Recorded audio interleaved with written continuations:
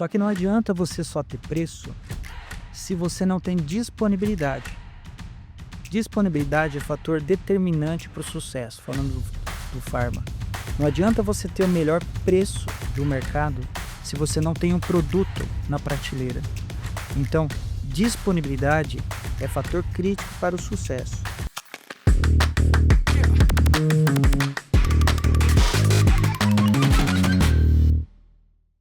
Oi, pessoal, tudo bom? Sejam bem-vindos ao Pod do Varejo. Hoje a gente vai falar de um segmento extremamente dinâmico, que é o segmento do varejo farmacêutico. É um segmento que movimenta cerca de 200 bilhões de reais por ano, com aproximadamente umas 100 mil farmácias. Hoje a gente está aqui com dois ilustríssimos convidados. A gente trouxe aqui o Samuel e o Ney. E aí eu vou passar aqui a bola aqui para eles se apresentarem aqui para a gente. Samuel, por favor, você pode se apresentar? Primeiramente, obrigado pelo convite. Bernardo, é uma honra, um prazer estar aqui com você, estar com essa audiência. Bom, meu nome é Samuel, eu comecei no varejo farma muito jovem, trabalhei em tudo que você pode imaginar dentro de uma farmácia. Fui de estoquista, balconista, sou formado em farmácia, aí eu fui para distribuição farmacêutica, também trabalhei nos big players do mercado. Fui para a indústria farmacêutica, trabalhei também na indústria e voltei para o varejo há 4 anos atrás. Hoje eu ocupo a cadeira de diretor executivo, CEO do Grupo Total. E é uma honra estar aqui com vocês. Opa!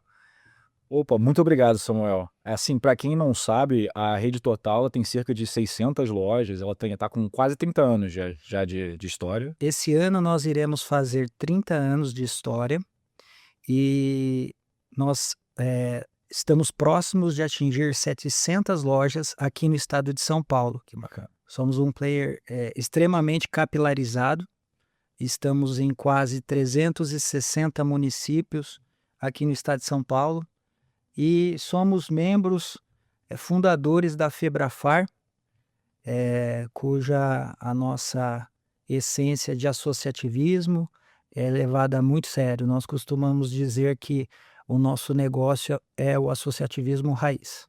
Opa, muito obrigado, Samuel. Falando de Febrafar, Ney, por favor, você pode se apresentar? Obrigado, Bernardo.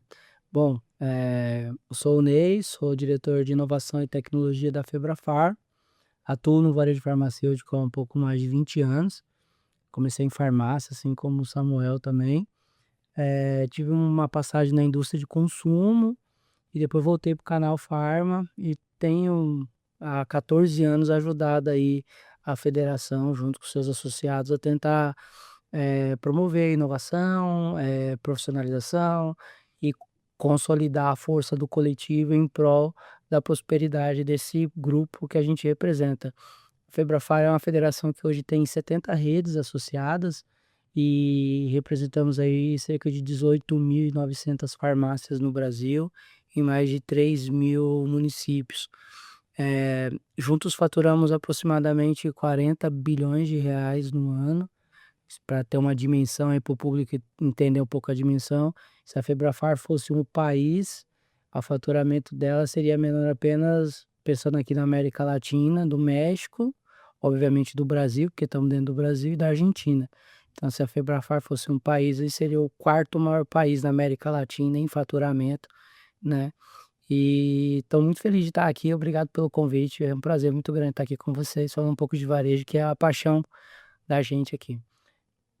Opa, a gente que agradece aí a presença de vocês. Dá para ver aqui que vai ter bastante história aqui, bastante conteúdo, assim, o pessoal é altamente especializado no varejo de farma.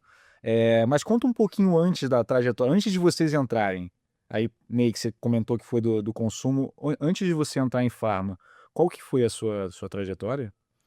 Cara, eu sou de Cuiabá, Mato Grosso, né? Então, eu comecei trabalhando como secretário numa refrigeração, bem, aquele programa de primeiro emprego ali do Instituto Empresa Escola e tal. E depois eu fui, trabalhei numa dental e depois eu comecei a vida ali na farmácia, como todo mundo quando começa numa farmácia, até os filhos do dono já não vai direto para o balcão, né, então você começa ali como estoquista, você faz entrega, você vai para o caixa, aí depois você começa a atender e depois você cresce na hierarquia da empresa.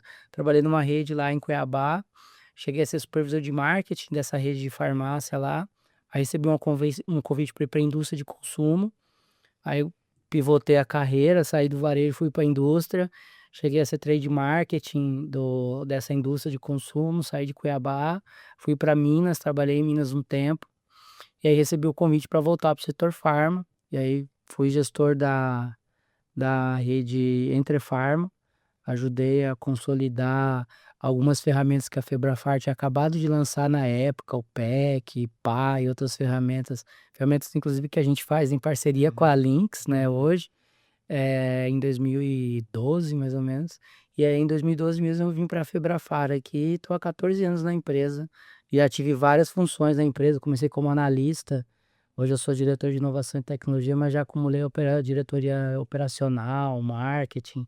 Em 14 anos a gente viu bastante coisa na federação aí. Sou hoje o quinto funcionário mais antigo da empresa e quando eu entrei a gente éramos em 9, 10 funcionários. Hoje somos um pouco mais de 150. Nossa, Então, a gente pôde ver o caminhar dessa empresa que a gente gosta tanto há muito tempo. muito bacana. E fazendo 26 anos, né, agora. A Febrafar fez 26 anos semana passada de existência, né, e nasceu em 2000 e a gente tá nessa época de fevereiro aí em mês de aniversário da empresa. Ah, boa, boa. Bom, belíssima trajetória. E você, Samuel, antes de entrar, você já foi sempre do Varejo Farma ou antes de entrar você estava em alguma outra iniciativa? A minha vida foi vender remédio ou para um paciente ou para um dono de farmácia.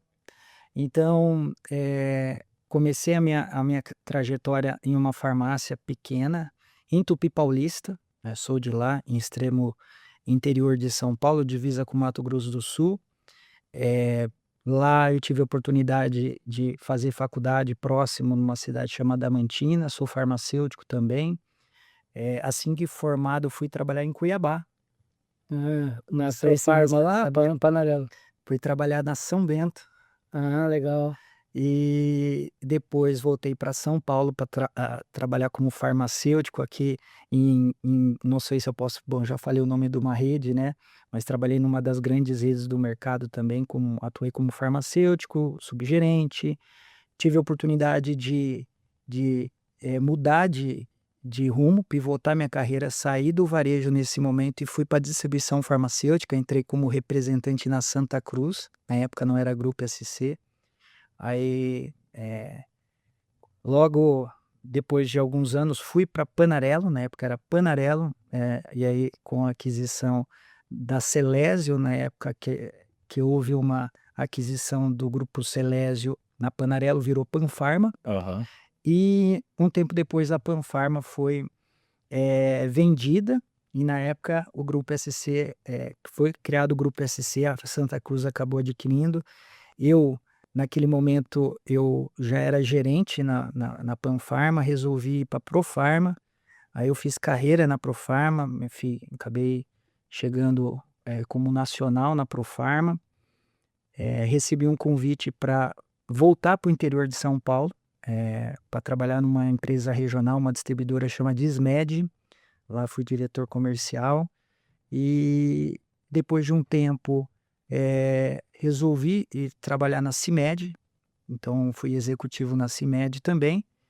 Recebi o convite do conselho de administração há 4 anos atrás para assumir esse cargo que estou hoje, né, então foi um momento aí de 4 anos para cá, de também pivotar novamente minha carreira, porque a minha base sólida era comercial, atuando, eh, na distribuição e na indústria, e aí voltei a sentar nessa cadeira do varejo e, enfim, né, todos os dias é um novo aprendizado.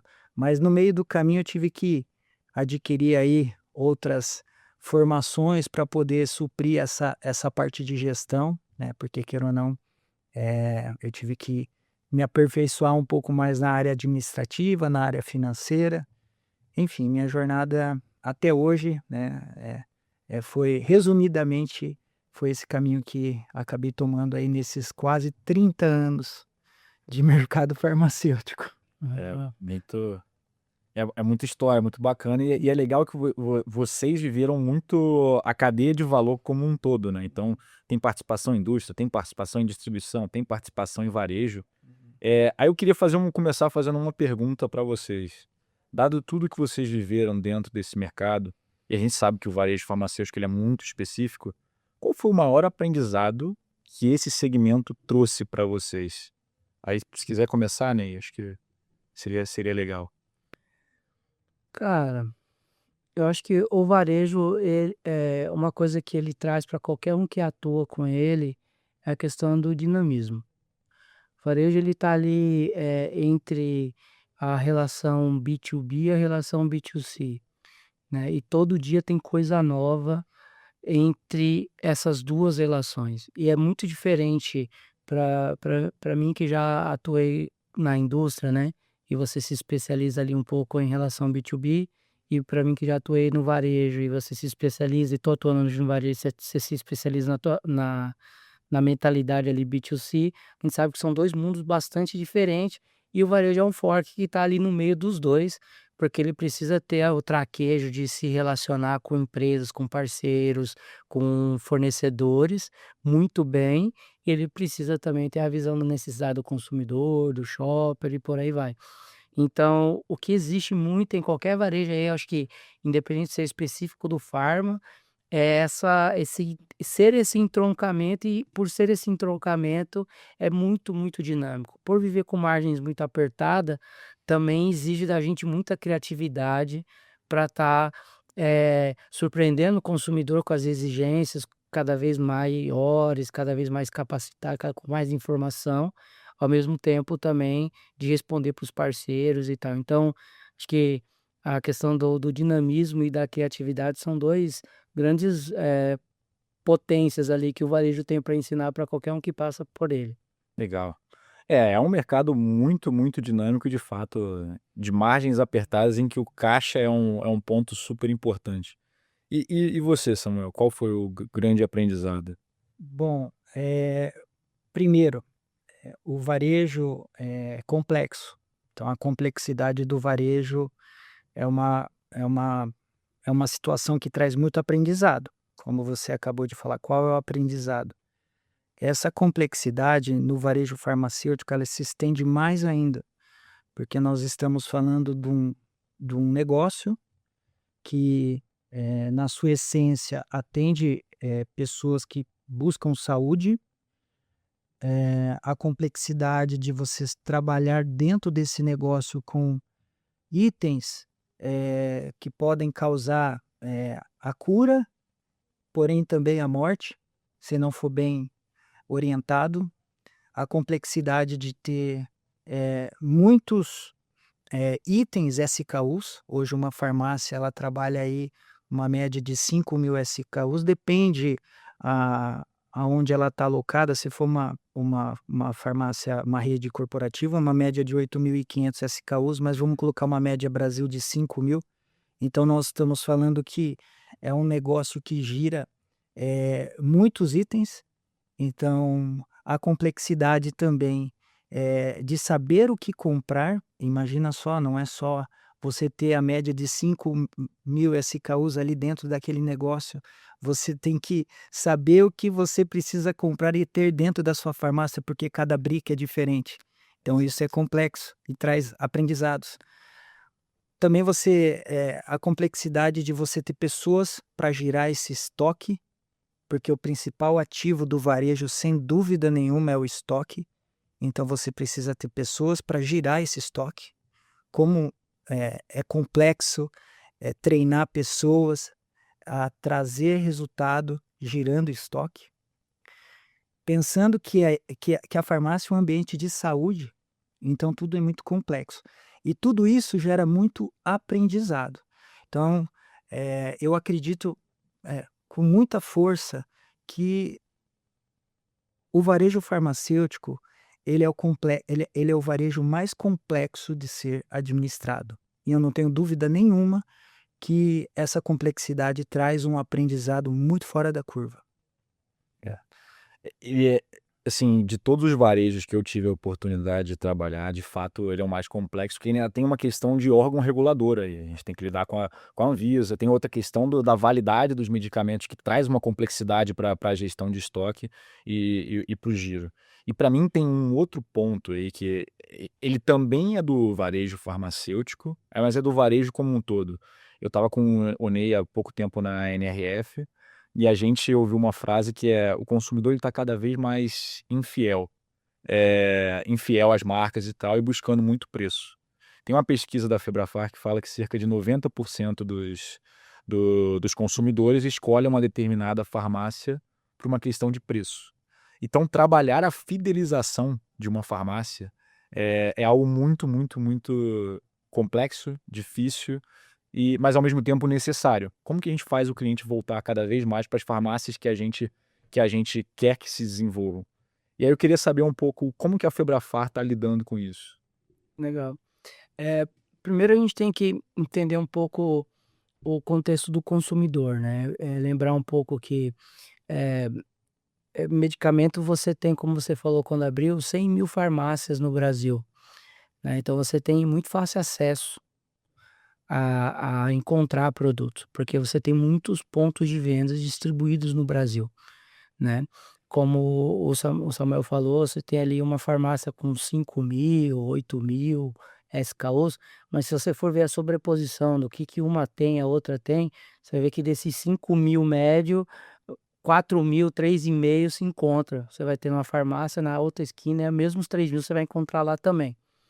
E aí a grande gestão, a dificuldade é quais são os 1.500 que eu tenho que ter como diferencial em relação ao outro e como gerir esse estoque para não deixar faltar, para não gerar ruptura e para ter tudo isso. E isso tudo é muito complexo e interfere diretamente na experiência de compra do consumidor e na expectativa de compra do consumidor. Quando a Febrafar faz essa pesquisa, tem que entender da perspectiva do consumidor algumas premissas que não estão dentro da resposta direta de um cliente. Porque, por exemplo, quando você vai no varejo, você pretende e você já sai da premissa que você vai encontrar o que você quer lá. Então, quando pergunta para um cliente, o que te faz escolher uma farmácia no lugar da outra? Ele fala, aí os caras vão pontuando, né, e dá um peso de 90% em preço. Tem que entender que por detrás da resposta desse cliente, ele está entendendo que ele já deveria ser padrão de uma farmácia limpeza, que deveria ser padrão de uma farmácia encontrar os produtos que ele quer, deveria ser padrão de uma farmácia encontrar a precificação, deveria ser padrão de uma farmácia bem atendida. E ele está falando ali aquilo que é o fator decisório.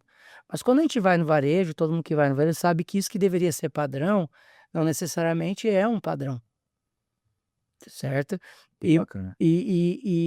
você vê, a gente estava lá nos Estados Unidos, e você vê nas farmácias dos Estados Unidos, no autosserviço, os produtos todos fechados nas gaiolinhas, que para você comprar um produto que está no autosserviço, tem que apertar numa campainha, esperar um vivente 10 minutos, sair de onde ele está, vir te atender para abrir a gaiolinha para você pegar o produto que está ali na tua frente.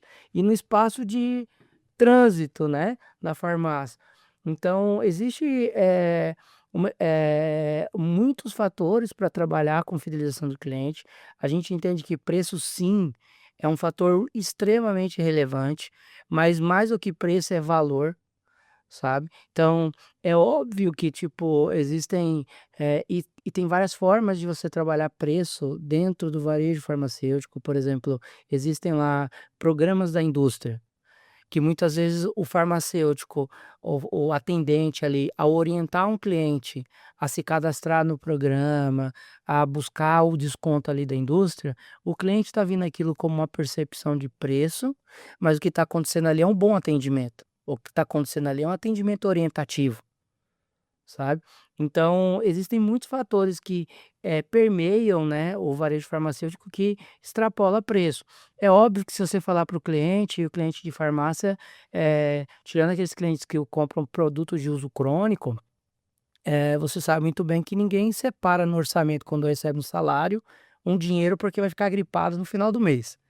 Então, quando você tem um problema de uso agudo, né, uma gripe, um resfriado, qualquer coisa dessa natureza, vai deslocar o seu orçamento.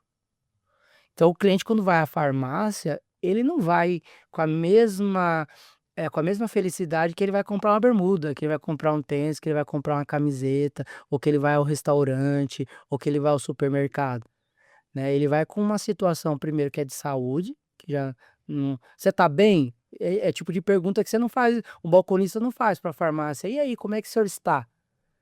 Porque o cara tá na farmácia, entende? Então ele pergunta: "Como eu posso te ajudar?" Coisa que um bom atendimento você já começa a partir da abordagem, entende? Então, acho que tem muita coisa que você consegue fazer para fidelizar o cliente que tá no raio do que o Samuel falou muito sério sobre estoque, gestão de portfólio, exposição de mercadoria, limpeza, uma farmácia bem montada. Existem muitos serviços que às vezes a gente entende que e eu acho importante a fala do Samuel de tipo: "Ah, farmácia é um lugar que trata de saúde". Então é diferente, você vai no mercado e pede 1 quilo de carne para o açougueiro, ele vai lá e faz aquela entrega daquele 1 quilo de carne. Eu não tô desmerecendo o trabalho do açougue, mas é diferente do farmacêutico que vai ali e pega um remédio para te dar na mão.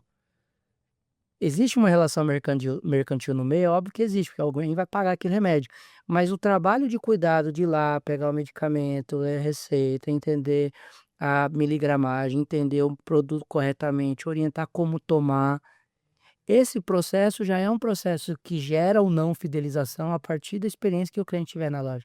Então tem muita área de oportunidade para o varejo fidelizar o cliente, que extrapola a questão preço, sabe.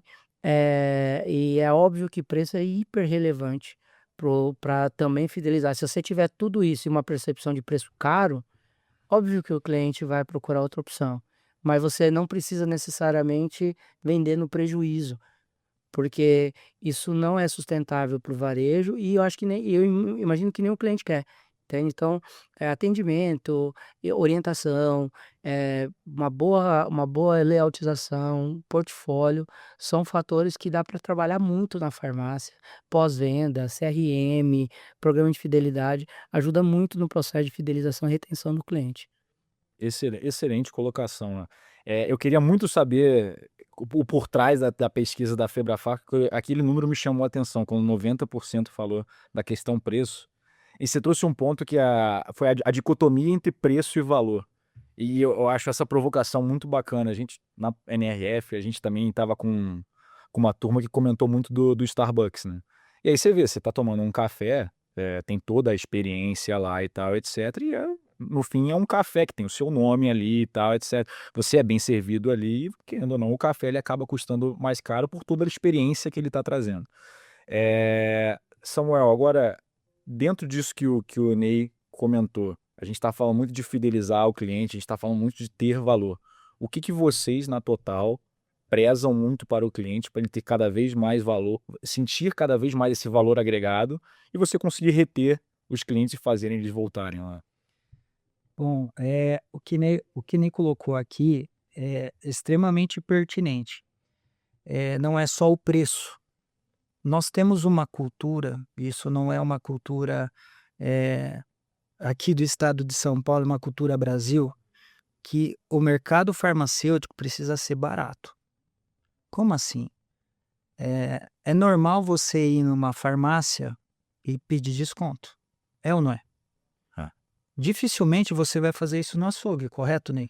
sim. "Ah, me dá um desconto aí, meio quilo de carne". Então já parte da cultura, essa a pesquisa, né, em relação ao consumidor. Só que não adianta você só ter preço, se você não tem disponibilidade. Disponibilidade é fator determinante para o sucesso, falando do farma. Não adianta você ter o melhor preço do mercado, se você não tem um produto na prateleira. Então, disponibilidade é fator crítico para o sucesso.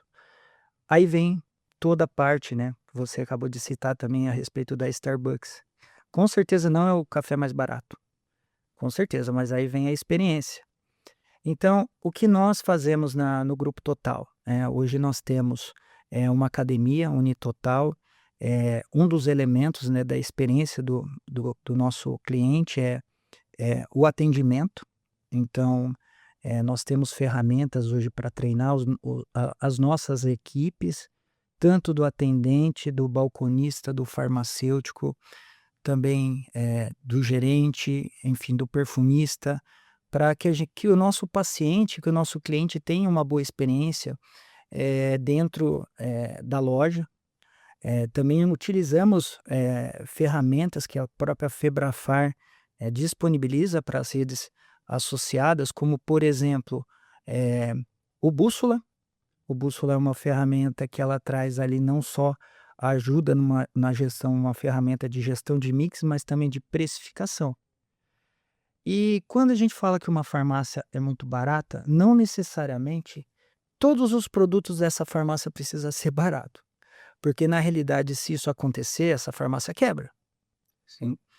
Então, existe toda uma estratégia comercial para que essa farmácia tenha essa percepção desse valor, que é o valor financeiro. Então, vamos colocar aí dos 5.000 SKUs, nós temos aí aproximadamente 300 SKUs que é de curva A. A gente chama esses produtos de ultranotáveis. A estratégia de pricing está em cima desses produtos. São esses produtos que vão tracionar o cliente dentro da farmácia. Então, de alguma forma, quando você faz análise do negócio e você fecha a conta de lucratividade, margem bruta, você olha o CMV, ele precisa fechar a conta. Então, obviamente, você ter o consumidor falar que o que determina é o preço em uma farmácia, vem muita estratégia alocada dentro dessa percepção do cliente. É muito mais estratégia, e disponibilidade do que exatamente o termo conceitual ser barato. Tem um ponto que só para acrescentar também, Samuel, tem que entender, tipo assim, como eu falei, os produtos eles são meio que sobrepostos, né? Tipo, diferente no mercado, muitas vezes, que se você vai em uma determinada marca de mercado, você vai encontrar uma marca de vinho, uma marca de arroz que no outro você não acha, né? Na farmácia, o Dorflex que tem numa loja é o mesmo Dorflex que tem na outra. E aí, como é o mesmo produto, obviamente o cliente, se ele tem uma referência de preço, que esse cara aqui custa R$ 5, ele chega em algum lugar e fala que tá 7, porque o preço máximo ao consumidor é 7, ele vai falar: "Não, não tem por que eu pago 5 e você tá me cobrando 7". Então, existe sim esses produtos ultranotáveis que têm uma alta referência de preço e tal, e esses são os produtos mais sensíveis que precisam ter bastante cuidado, mas também existe um cuidado que a gente tem que ter do produto que a gente está tratando, porque a gente está falando de medicamento, né? Então, assim, muitas vezes o cliente não tem a escolha de não comprar, porque está se tratando de saúde. Precisa comprar. Então, quando você trabalha uma estratégia de preço bem feita, você também está trabalhando acesso para a população. Sabe, então trabalhar a estratégia de preço bem feita, de maneira que o caixa da farmácia seja preservado e a farmácia continue lá ano que vem, daqui a 5 anos, daqui a 10 anos, daqui a 20 anos, a farmácia continue ali, é fundamental até para a comunidade em volta da farmácia ter mais acesso a produto, a medicamento, a saúde, a qualidade de vida, sabe. Então o tema preço é muito sensível, o cliente enxerga isso de maneira muito sensível, mas tem muita coisa ao redor da pesquisa, que se você for ver, eh, já são premissas que o cliente já espera não sofrer mais. E quando a gente vai no varejo, a gente sabe que não funciona assim, né. É. A gente falou muito de tema preço e a gente falou também muito de estoque ou ter um mix adequado e muito de relacionamento. Nessa parte de relacionamento, tem um ponto que no México é muito comum que você tenha farmácias repleta de serviços e virando um ponto recorrente de você ir visitar e cuidar um pouco da sua saúde, aí você une o útil ao agradável, ali você já compra o medicamento que o médico está sugerindo, que o farmacêutico está sugerindo. Eu queria saber como é que está o Brasil em relação a esse ponto. A gente tá arrumando para cada vez mais para ter um hub maior de serviços. Eu sei que já tem alguns serviços acontecendo, mas sempre pode ser mais. A gente não tem ainda muitos médicos atrelados a farmácias hoje no Brasil. Queria saber um pouco da visão de vocês. Samu? Bom, rapidamente a história, né, do varejo aqui no Brasil. Primeiro formato de varejo, vou lembrar das boticas, onde o farmacêutico já aplicava, né, o serviço farmacêutico, fazia vários tipos de atendimento que, com o passar do tempo foi mudando, né, o modelo de farmácia se transformou para um modelo transacional. Então houve uma migração. E hoje o modelo atual, nós estamos voltando, né, com as novas legislações, esse modelo híbrido agora, entre o relacional e o transacional. Então, algumas RDCs já foram aprovadas, alguns serviços, inclusive de diagnóstico, já são feitos em farmácias. Eu acredito, como farmacêutico, que nós estamos avançando, porém estamos muito longe ainda do que nós vimos, inclusive na China. Estamos muito longe do que acontece na Europa. Eu acredito que ainda precisa uma oportunidade de negócio. Eu acredito que aqui no Brasil ainda vai ter uma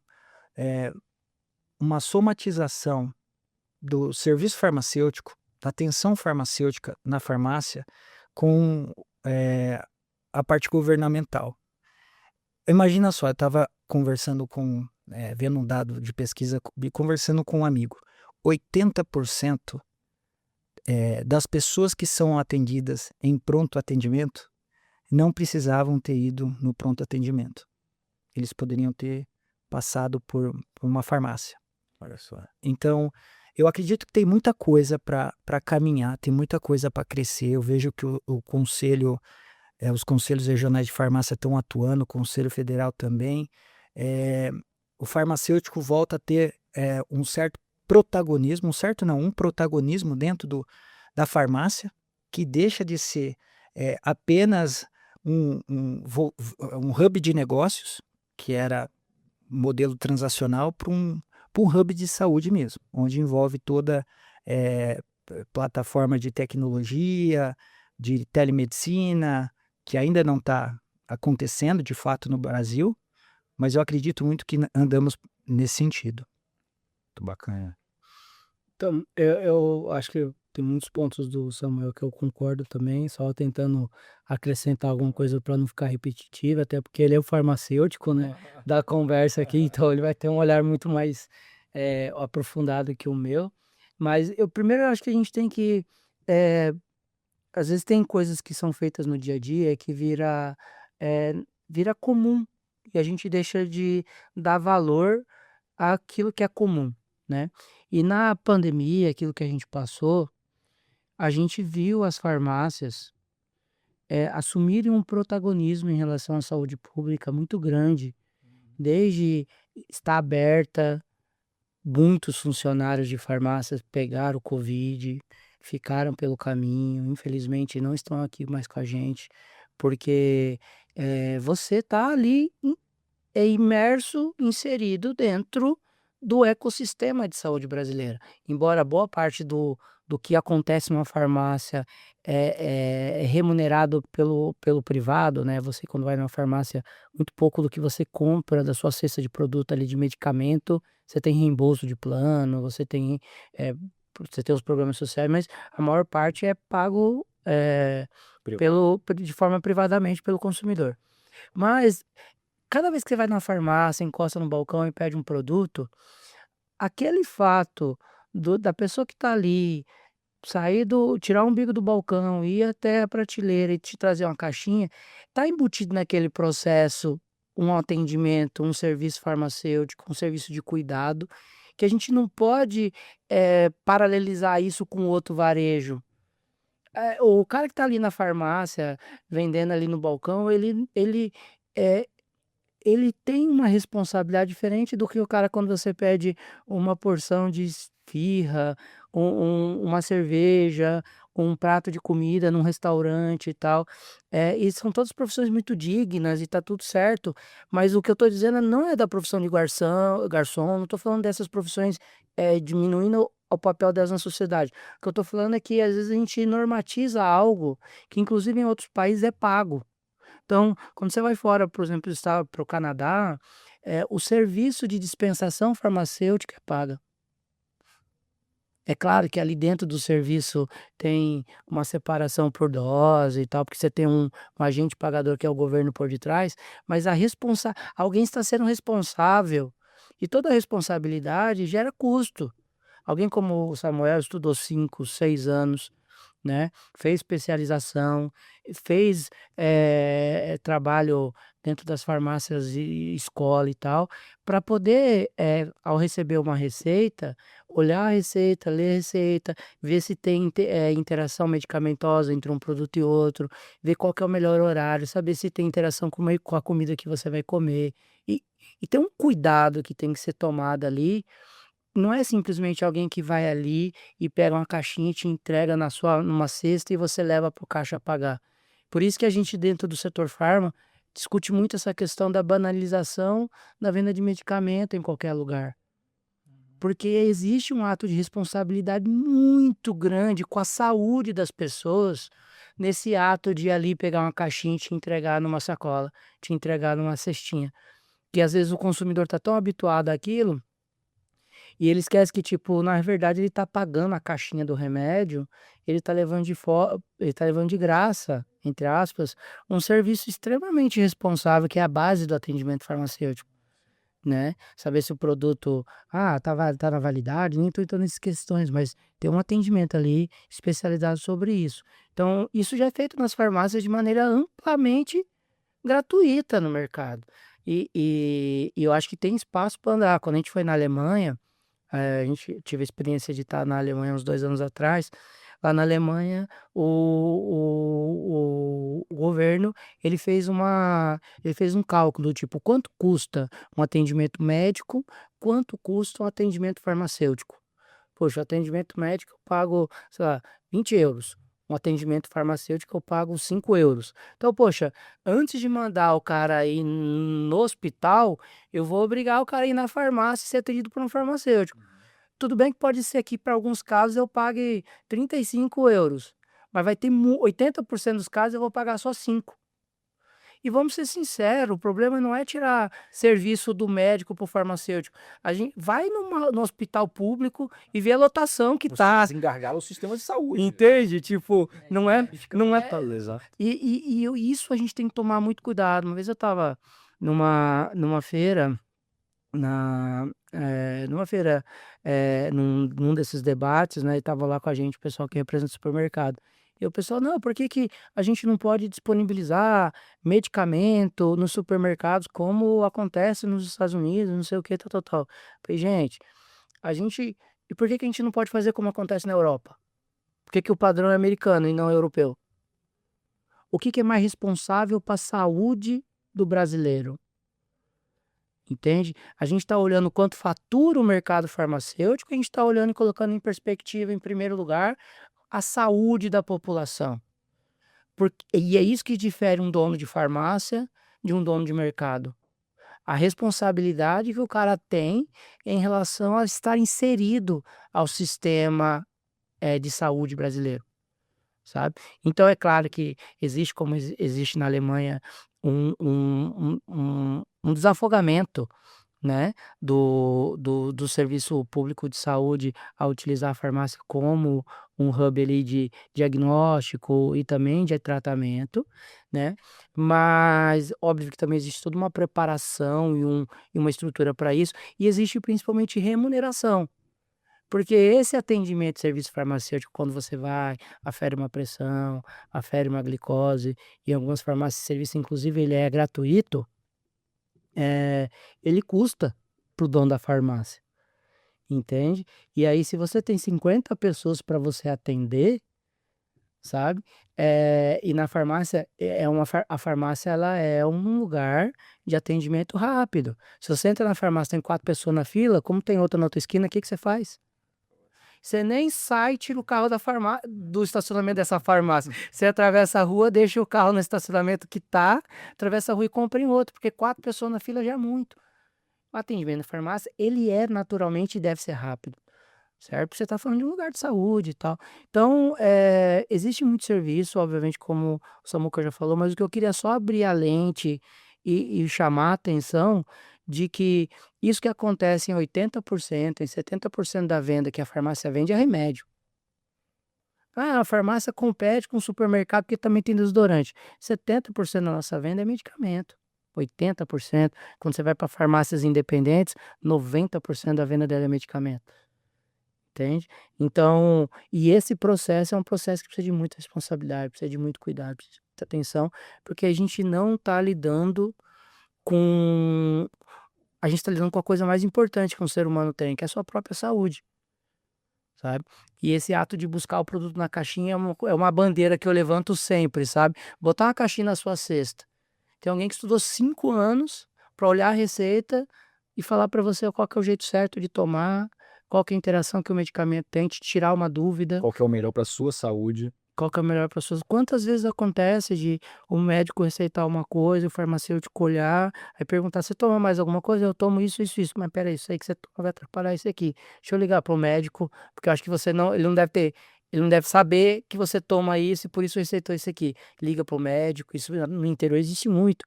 Eu já fiz demais isso, Ney, de verdade, assim, de não é contestando a prescrição médica, Vai pelo trazendo contrário, contexto para o médico. mas, você conhecendo o paciente, até pela recorrência, aquele paciente tomando um medicamento de uso contínuo e muitas vezes não fala para o médico e você como farmacêutico ali tá justamente para poder falar, ó, né, fazer essa interação com o médico e outra, tudo em prol da saúde do paciente. É o paciente, porque esse é o ponto, a palavra que o Samuel acabou de falar é importante, porque quando você entra na farmácia, por mais que você é um cliente, você é um comprador, você é um shopper, você é um consumidor, você também está na figura de paciente,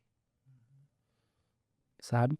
Você não é paciente em nenhum outro lugar que não seja na farmácia, no hospital ou numa clínica, entende? Então a gente tem que abstrair um pouco o trabalho que acontece, que é muito bem executado. E na pandemia, puxando aqui a sardinha para o nosso lado, foi feito um trabalho assim, eh, extremamente ágil e importante para a população, no sentido de eh, estar lá para vender eh, aqueles swaps nasais lá, Teste rápido para Covid. os testes rápidos, os medicamentos para combater ali as dores de cabeça, ou as dor no corpo, né, os produtos que eram paliativos ali para os problemas que aconteceram no Covid, e manter a farmácia aberta, porque durante 2, 3 anos não existiu só Covid, a pessoa que tinha hipertensão continuou com hipertensão, a pessoa que tinha diabetes continuou com diabetes, e toda a cadeia que está por detrás, que a gente esquece de falar, que é a distribuição.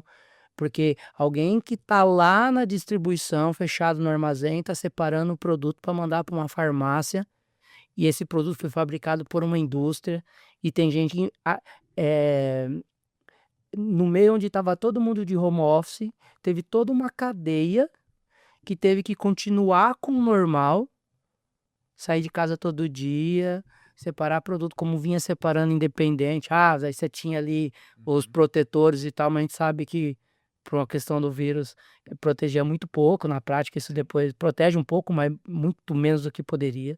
Então assim, é uma cadeia que cuida da saúde da população, e a gente não pode diminuir o serviço que ela já faz hoje. Eu gosto muito dessa lógica que vocês estão trazendo de relacional e propósito, de cuidar da saúde. A gente fez um exercício aqui interno na Lynx, assim, de qual que é o nosso papel enquanto sistema de farmácia, né? E aí eu provoquei muito, assim, gente, se o sistema parar, a gente está atrapalhando a saúde das pessoas. A gente tem um dever cívico aqui também de ajudar. E eu gostei muito do que vocês estão trazendo desse lado relacional, principalmente no momento em que a gente vive, né? A gente está vivendo um momento em que a gente fica cada vez mais transacional. Tem inteligência artificial, tem a tecnologia encurtando as distâncias. A gente consegue fazer uma entrega de iFood muito rápido, tanto de medicamento, mas de alimento, de qualquer outra coisa, que hoje dá para comprar tudo online e super rápido. Mas a questão de relação a gente não consegue. Não consegue escalar, não nesse nível.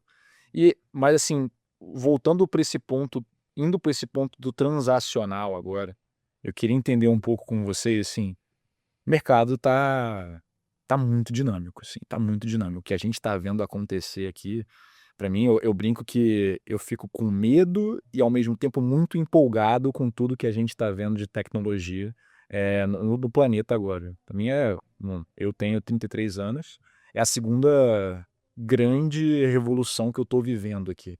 Eh, eu queria muito saber de vocês como que a inteligência artificial está ajudando, ou como que as tecnologias como um todo, não necessariamente só a inteligência artificial, está ajudando ou pode vir a ajudar as farmácias no Brasil, e como vocês vêm trabalhando com isso.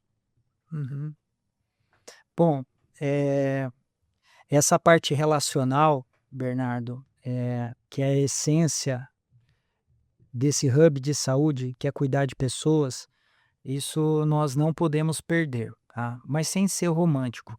Agora, olhando para o movimento, para essa revolução, essa nova revolução que está acontecendo, o que nós estamos fazendo, tá? Bom, hoje dentro de casa nós temos uma inteligência que, estamos para soltar essa que chama-se Senhor Jajá. Senhor Jajá? Senhor Jajá. A gente chama de Seu Jajá porque a gente é do interior, então e Seu Jair é o fundador do Grupo Total, então nós resolvemos homenageá-lo. O Seu Jajá nada mais é do que um agente de inteligência artificial que vai servir de apoio, para os farmacêuticos. O que o Ney falou é muito pertinente, mas o farmacêutico ele não tem gravado na mente a farmacopeia brasileira. Então, para que serve essa inteligência? Para reduzir riscos de interação medicamentosa, até para poder orientar ali a melhor forma de fazer aquela venda assistida, porque quer ou não é uma venda assistida. A melhor forma de treinar o atendente ou o balconista, tirar dúvidas. Obviamente isso daí é uma das ferramentas que nós estamos trazendo para o jogo. E em paralelo a gente também tem o outro Seu Jajá assistente, que hoje dentro da nossa estrutura a gente tem um grande banco de dados, né, um data lake, onde eu tenho informação de todas as lojas, sell-in, sell-out, todas as informações, eu estou conectado diretamente, inclusive um dos nossos RPs homologados é o Big, conectado diretamente no servidor da loja, onde eu tenho todas as informações, e o Seu Jajá, ele é um apoio também para um empresário. Então, por exemplo, hoje o dono da farmácia ele dá um prompt, o que eu preciso melhorar na minha farmácia? Ele vai trazer ali todas as análises comparativas de forma resumida. Então, vou dar um exemplo. Até o dia de ontem, você vendeu R$ 150.000, onde 50% dessa venda é tal.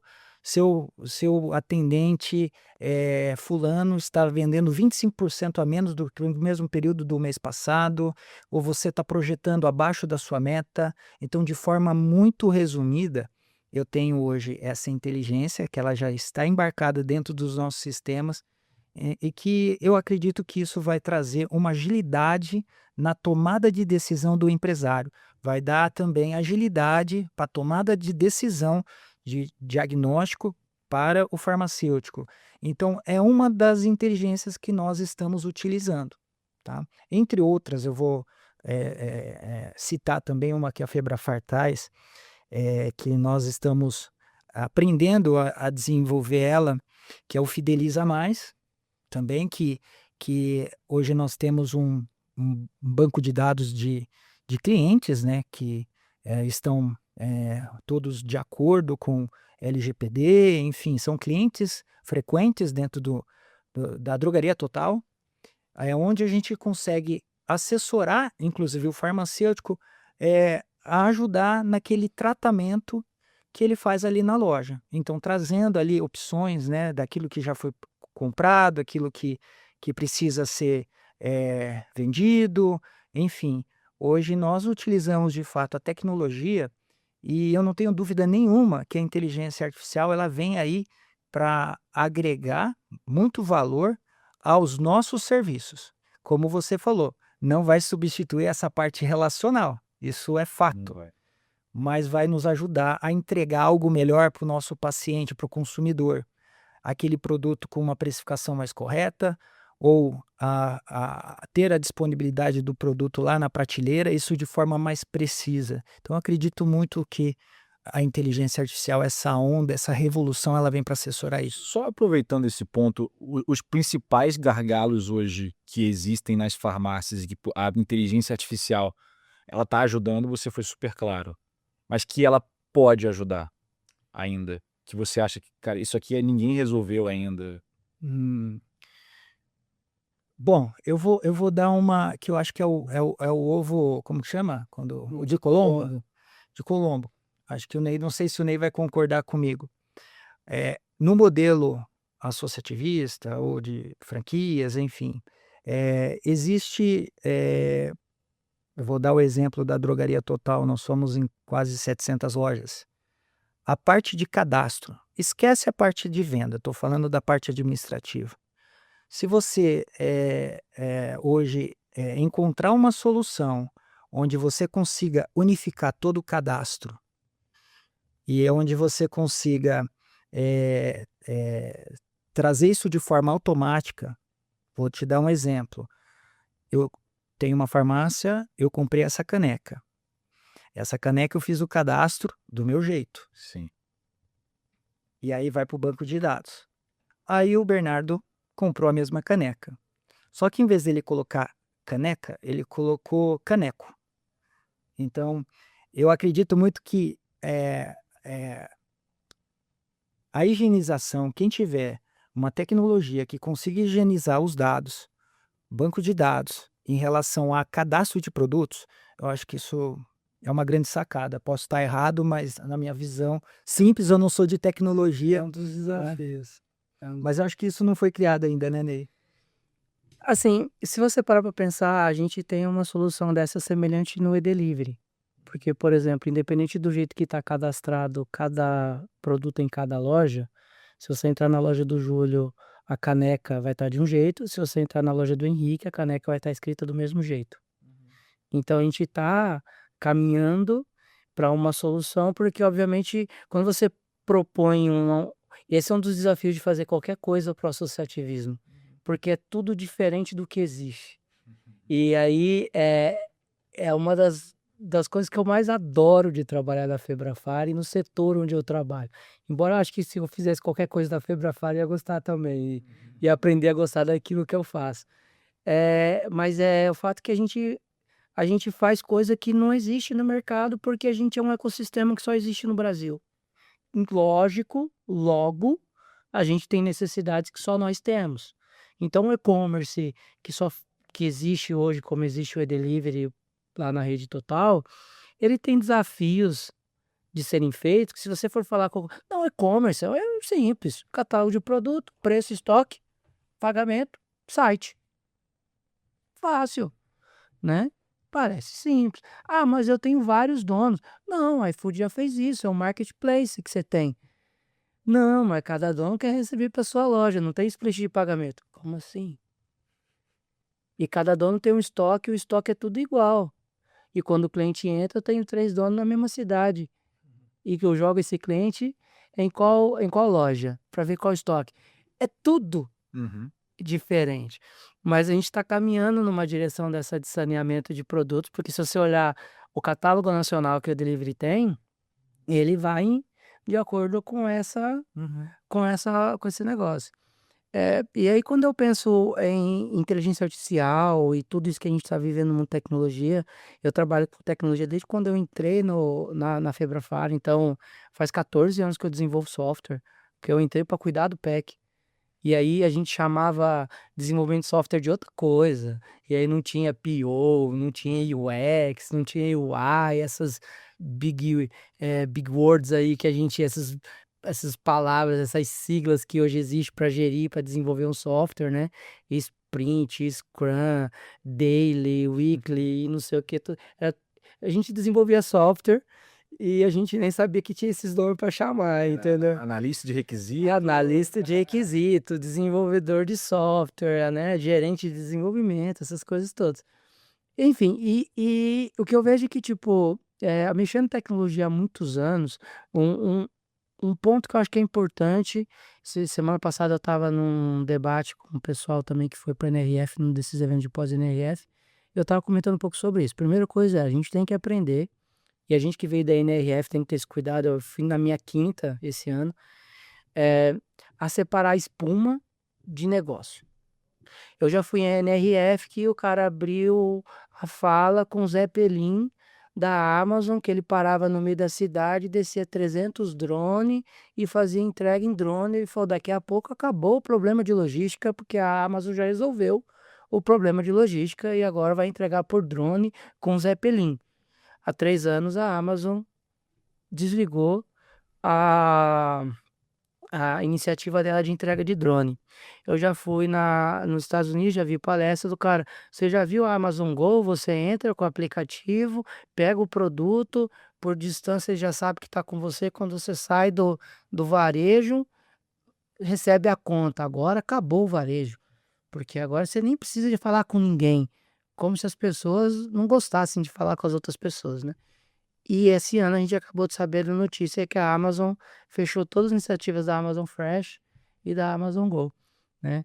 Até a gente estava lá no Javits lá, né? E eles tinham lá um terminal da Amazon Fresh, né? E agora, ano que vem não vai ter mais. Acabou. Ainda bem que a gente aproveitou. Ainda bem que eu tirei foto e filmei, sabe? Então, o varejo ele é muito, agora teve lá o lançamento do Sundar Pichai da Google, com o protocolo do CP, que é o protocolo universal de comunicação de venda, universalização ali de comunicação com o varejo e tal. E nós que estamos no varejo, que estamos no dia a dia, que trabalha com margem pequena, que tem relação B2B, B2C, tem que tomar muito cuidado para não esquecer que a tecnologia está a serviço da gente, não a gente a serviço dela. Que o nosso negócio não é a tecnologia no centro, é o cliente, é o consumidor. Porque senão a gente busca a tecnologia pela tecnologia. Isso além de ser caro, e não estou falando de dinheiro que você gasta, mas de tempo e de foco. É isso o maior preço que alguém pode pagar no varejo. A gente. Tô olhando aqui, ela já faz 1 hora que a gente está conversando, viu? Então, assim, e é muito bom falar de varejo, porque o varejo é bastante é, dinâmico e interessante, tem vários aspectos.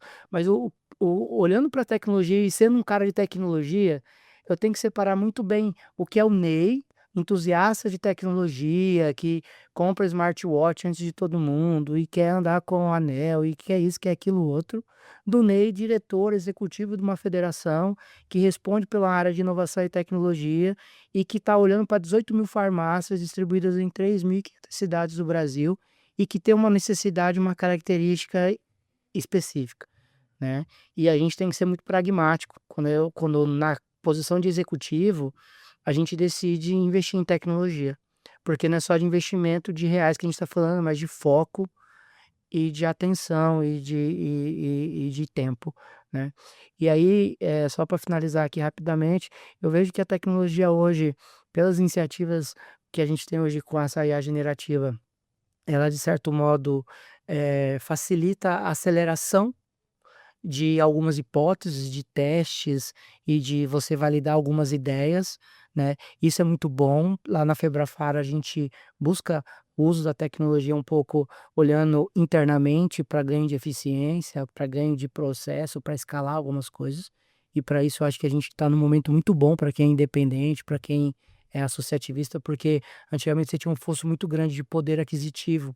Código era muito caro e software era muito caro. Sim, Hoje software ainda é caro, mas código é muito mais barato, né. exatamente. E aí, isso faz com que as pessoas que são empreendedoras, as pessoas que são criativas, possam usar a tecnologia para uma outra coisa que é modelo de negócio. Inovar em modelo, em soluções, em propostas. E isso é a era que a gente está vivendo hoje, que dá uma série de medo, porque toda semana tem coisa nova, e você tem uma baita de um medo de ficar para trás e esquecer alguma coisa que deveria ter aprendido na semana passada, mas eu tenho bastante, otimismo de que para nós que somos independentes, que somos associativismo, que a gente não tem aí o fosso econômico que as grandes corporações têm, o jogo agora está muito mais fair, olhando para a criatividade ir para capacidade. E aí eu acho que tem modelos de negócio que a gente nem pode dizer hoje, porque pelo tanto que muda a tecnologia, a gente tem muita coisa para aproveitar, né? Boa, boa. Eu tava lembrando aqui nas falas de vocês, a gente tem um ano aí, no início do ano, a gente foi pra China, né, junto. E lá na China a gente, AI já tava um hype grande de AI aqui. E aí a gente fazia as perguntas lá: "Pô, mas inteligência artificial?", em todas as visitas que a gente fez. Ninguém mencionava, né, era engraçado, isso eu achei muito engraçado lá. E aí quando a gente perguntava: "Não, claro que tem inteligência artificial". E aí isso me faz lembrar um pouco do que você está trazendo, de a tecnologia a serviço do cliente, a serviço da gente. Então, a inteligência artificial entranha em todos os sistemas, em todos os processos, mas as pessoas continuam lá. O trabalho ele é redesenhado, mas ele continua existindo e dependendo de pessoas executando isso. Bom, pessoal, acho que o papo está sendo super bom. Eu vou encaminhar pro final aqui. Eu queria, bom, duas perguntas, né? Primeiro, a gente está vivendo esse momento transformador, inteligência artificial, falamos disso. Falamos de uma série de coisas que estão acontecendo no mercado. O consumidor está mudando. Tem iFood, Mercado Livre, Rappi entrando no mundo de farmácia, reforma tributária, enfim. Para onde? Eu queria criar um momento aqui com vocês, que é um momento meio oráculo, assim, que não dá para googar, não tem inteligência artificial que vai dizer isso. Tem a visão de vocês agora de para onde vocês acham que a gente está caminhando. Vamos pensar assim, cara, daqui a, 3, 5 anos, onde vocês acham que a gente vai estar? E aí, eu sei que é uma pergunta difícil, mas eu queria muito ouvir vocês a respeito disso. Bom, daqui 3, 5 anos, a drogaria Total vai ser a maior rede de farmácia do Brasil. Ai, ai, brincadeiras à parte. Nós passamos, assim, tô falando presente olhando para o futuro. É um momento muito decisivo. O que me vem à cabeça desse universo de quase 100.000 farmácias, a grande maioria é independente. Então, vamos olhar agora o presente, né? Vamos olhar a foto do presente para depois imaginar a foto do futuro. O que está acontecendo nesse momento? Eu acredito muito que existe um problema de sucessão. Então, os donos de farmácia, eu sei porque é cultural isso daí. O sonho do dono de farmácia era formar filho médico. E aí eu estou falando que a grande maioria desses independentes, que boa parte estão sendo engolidos por mercado, é daquelas farmácias que tem 20, 30 anos, algumas não, né? Entra, sai, mas eu estou falando de gente que fez patrimônio e hoje está derretendo patrimônio. Por quê? Chegou num momento da vida que a pessoa não tem sucessão. Então, e em cima disso, gestão. Aí é modelo mental, né? Modelo, mudança de cultura também. Olhando para o futuro, daqui a 5 anos, todo varejo, independente se estiver, as grandes redes já estão, né, ganhando mercado devido à parte de gestão administrativa. O nosso segmento também ganha mercado, que é o associativismo. Hoje, inclusive, como o Ney falou, somos aí o segmento dentro do farma que mais cresce, que mais expande, porque hoje com toda know-how, com toda estrutura que a Febrafar traz para o associado, a única coisa que precisa ter é mudança de cultura, modelo mental e usar as ferramentas. Então, acho que isso daí garante a gente na foto do futuro, sem arrogância. Agora, o mercado ele vai ser... Os espaços vão ser ocupados. Isso é um fato. Os espaços vão ser ocupados. Então, aquela farmácia que sobreviveu por muitos anos, prosperou e agora, se há um ponto bom ali, provavelmente vai ser ocupado. Você acha que vai ter um movimento de consolidação ali de algumas farmácias? Eu acredito que a grande rede, né, as redes corporativas da Abrafarma, juntamente com a Febrafar, principalmente a Febrafar, tende a ganhar muito mercado em relação aos independentes. É só olhar os números aí de crescimento do Equivia Brasil que a gente começa a entender um pouco isso, tá? E se nós não pensarmos nos três pilares, falando do negócio farma, que fazem o negócio acontecer, que é o primeiro, comprar bem, o segundo, vender mais, e o terceiro, administrar com eficiência, eh, não for colocado em prática, de fato, eu não tenho dúvida que o espaço desse varejo vai ser ocupado.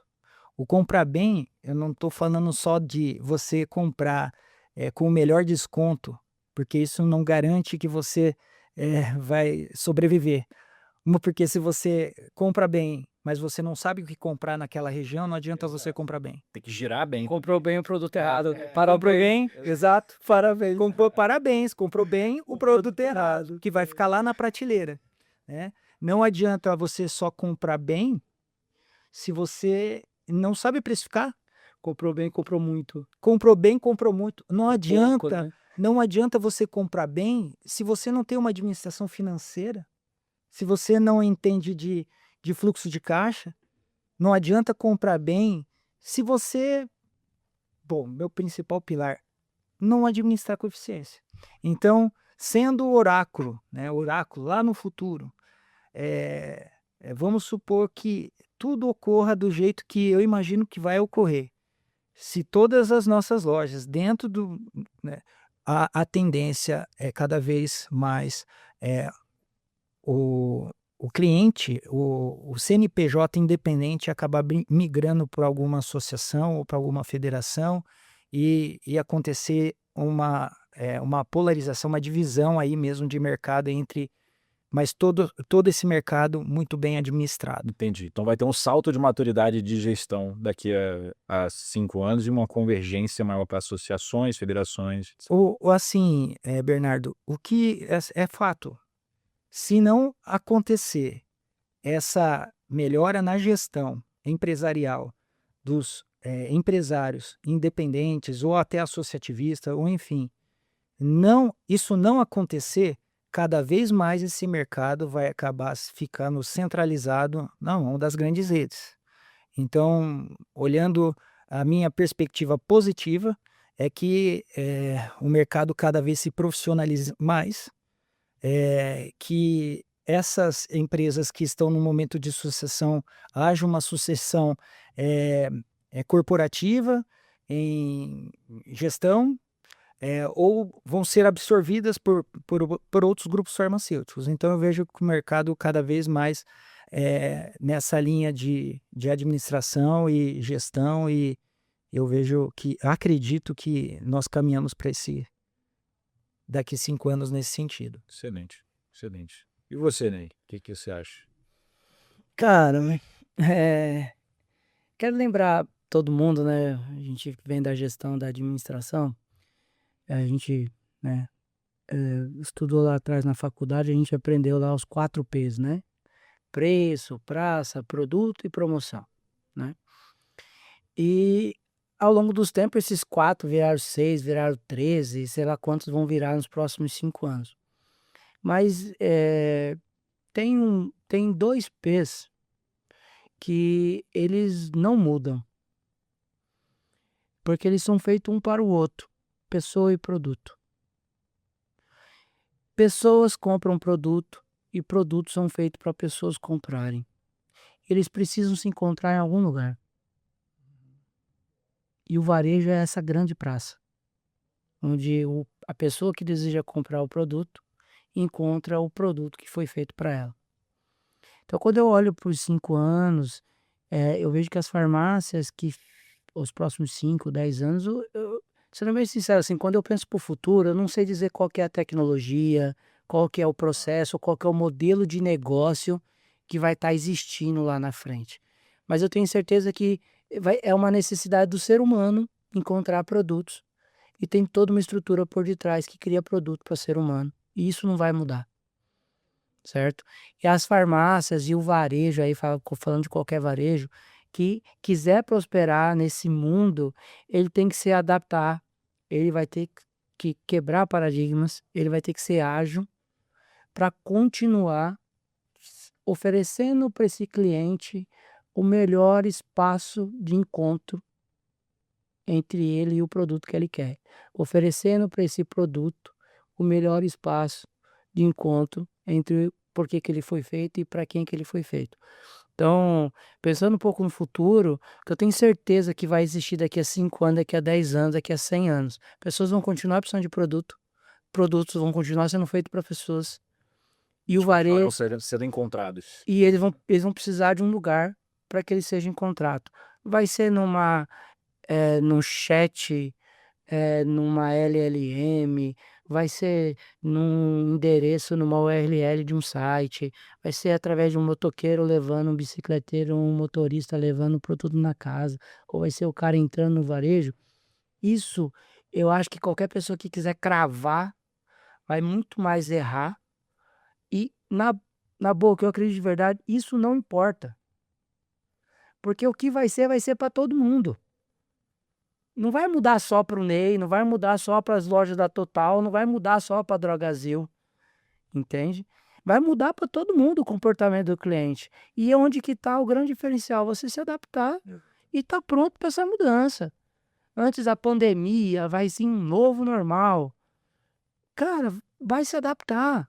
Agora, óbvio que para você se adaptar cada vez melhor, você precisa se profissionalizar. Você precisa de ferramenta, a tecnologia vai ajudar a separar quem se adapta para quem não se adapta. E aí eu concordo com o Samuel, que eu não acredito que vai ter uma consolidação. Eu acredito que vai ter uma profissionalização do setor. E quem quiser se profissionalizar e oferecer para o seu cliente uma boa praça para ele encontrar o produto que foi feito para ele, esse cara persevera, esse cara prospera.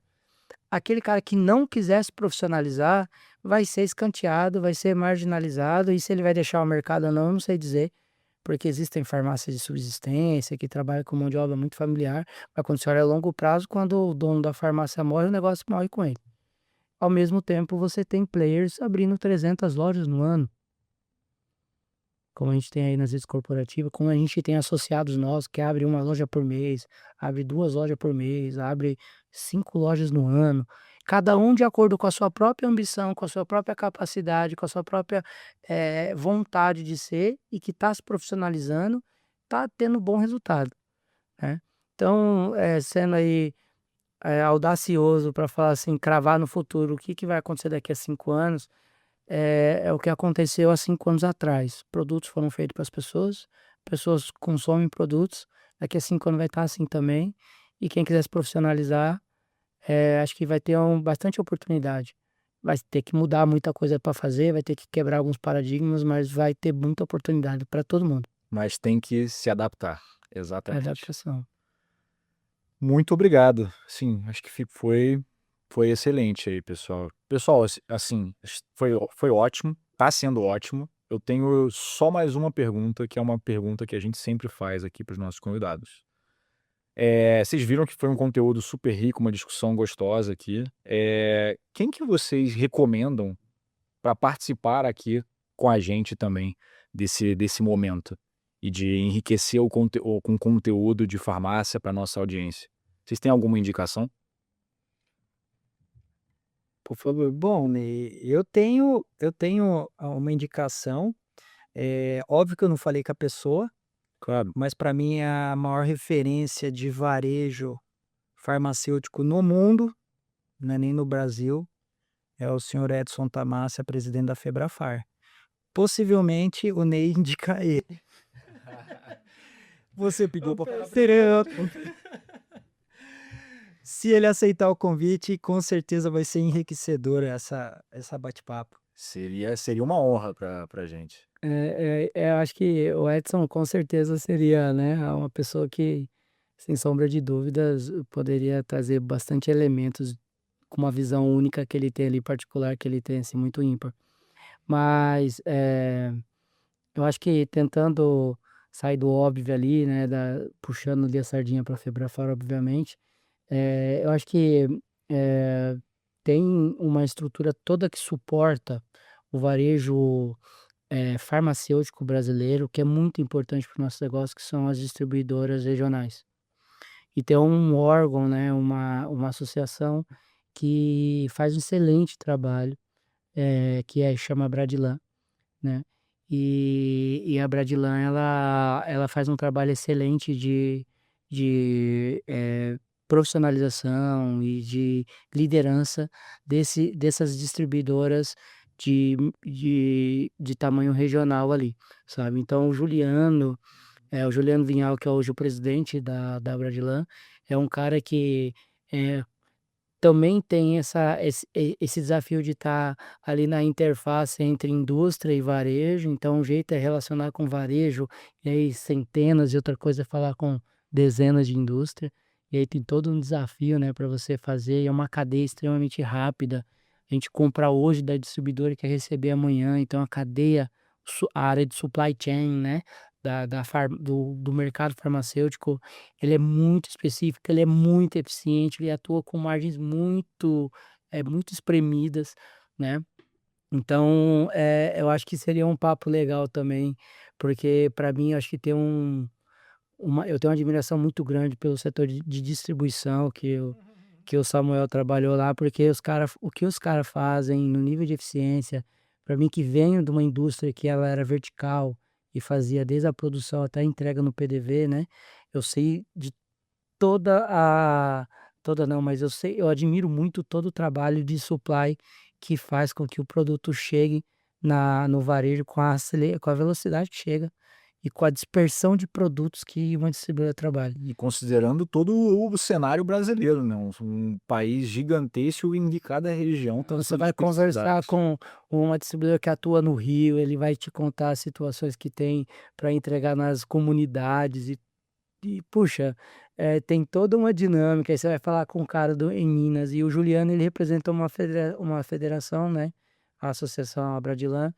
que tem um escopo nacional também, e aí se você conseguir casar a agenda do Edson e do Juliano, Nossa, você vai ter, eu acho que um baita podcast pô, aqui, cara. bacana, hein. O Juliano é um baita cara. Não é não? Te admiro demais.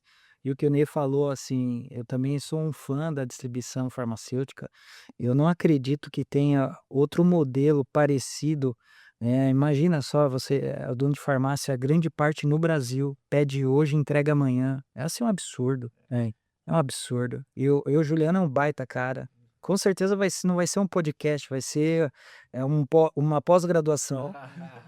Bom, desafio aceito, a gente vai tentar, do nosso lado com certeza.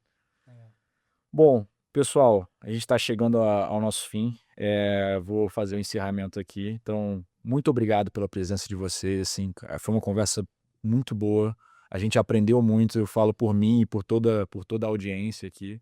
E, bom, fico devendo aí um almoço para cada um de vocês aí, pelo menos, e o que vocês precisarem de mim, vocês sabem que eu estou sempre à disposição. Muito obrigado pela presença de vocês.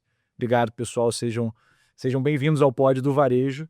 Estamos aqui com o Samuel e com o Ney, encerrando aqui esse episódio. Obrigado. Valeu, tchau, tchau. Valeu.